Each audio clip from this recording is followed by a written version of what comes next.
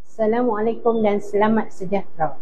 Okey, cikgu akan teruskan pembelajaran seterusnya, masih sekitar tema 3, kecerdasan meningkat, keterampilan memikat, di bawah tajuk memacu mutu sukan negara. Okey, standard kandungan yang kita pelajari pada hari ini ialah 3.2, menulis untuk mengemukakan maklumat dan pandangan tentang sesuatu perkara.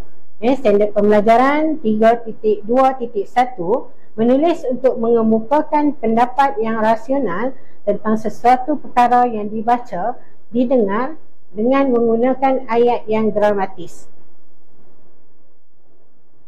Okey, cikgu akan sambung kepada aktiviti kedua. Okey, kita teliti dulu gambar yang terdapat pada skrin. Yang pertama, kalau kita lihat, ia adalah gambar kemudahan infrastruktur. Yang kedua ialah dari segi ganjaran dan insentif. Dan yang ketiga, pusat latihan sukan. Okey,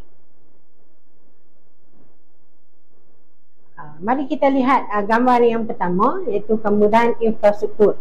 Okey, ayat yang boleh dibina untuk gambar yang pertama, iaitu kerajaan perlu membina dan menaik taraf infrastruktur sukan yang moden dan lengkap di seluruh negara.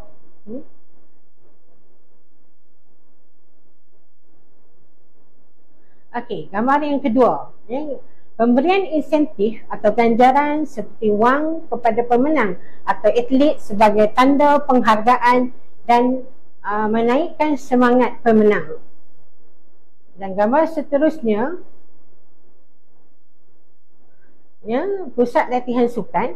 Pihak kerajaan perlu pihak kerajaan memperbanyak pusat latihan sukan seperti sekolah sukan untuk mencukil bakat baru dalam bidang sukan.